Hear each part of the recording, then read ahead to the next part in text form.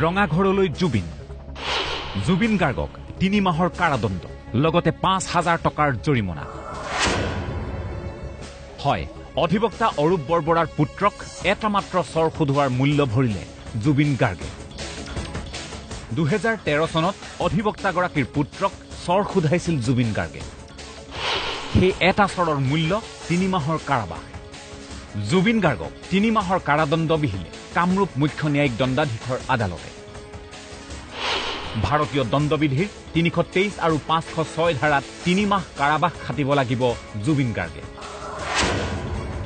কিন্তু আদালতে শাস্তি বিহিলে শুকুৰবাৰে জামিন মঞ্জুৰ হল জুবিন গাৰ্গৰ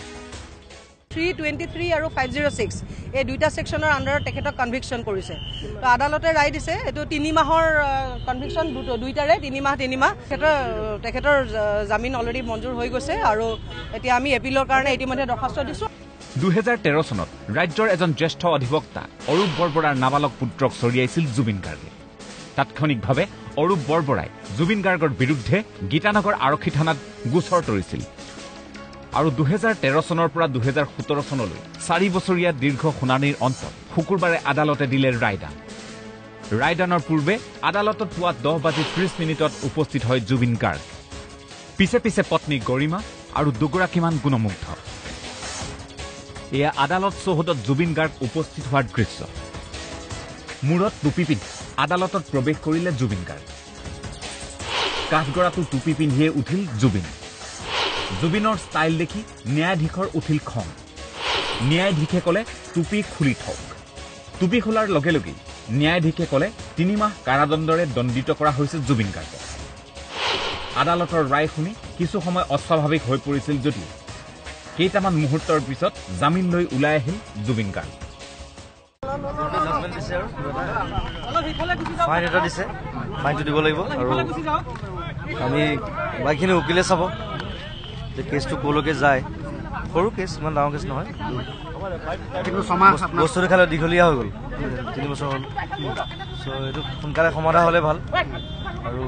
কনভিকশ্যন এটা মোক দিছে কিন্তু কনভিকশ্যনৰ এগেইনষ্টত আমি আকৌ হাইকোৰ্ট আমি এপিল কৰিছোঁ চ' আমি তালৈকে যাম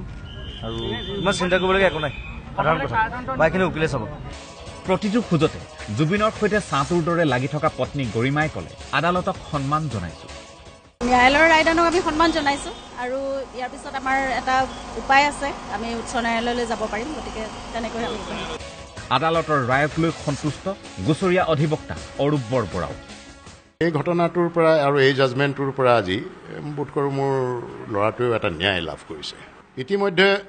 মোৰ ল'ৰাটো ডাঙৰ হৈ যোৱা 4.5 বছৰ আগৰ ঘটনা আজি সি প্ৰায় 19 বছৰীয়া ডেকা ল'ৰা এটা হৈছেগৈ তাকো মই আজি এইটোৱে এডভাইচ দিওঁ যে কেতিয়াও সৰু ল'ৰাক মাৰধৰ নকৰিবি তেহেলৈ কাকোৱেই নকৰিবি আৰু য'তে ত'তে বগাই মেলি নুফুৰিবি দুচকীয়া যান বাহন চলালে হেলমেট পিন্ধি সদায় চলাবি আৰু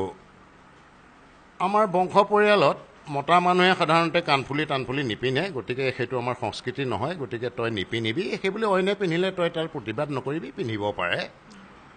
আৰু পাৰিলে এক ৰঙৰ জোতা পিন্ধিবি দুপাত 2 ৰঙৰ জোতা নিপিন্ধিবি মই ভাবোঁ যে সি এতিয়া আজি এটা অকণমান শান্ত মগজুৰ ল'ৰা শিষ্টাচাৰিতা জনা ল'ৰা এটা হৈছে কেমেৰা পাৰ্চন নৱ আৰু পৱনৰ সৈতে গুৱাহাটীৰ পৰা বঞ্জিত কলিতা মিতালী কোঁৱৰ আৰু প্ৰাঞ্জল বৰাৰ ৰিপৰ্ট প্ৰতিদিন টাইম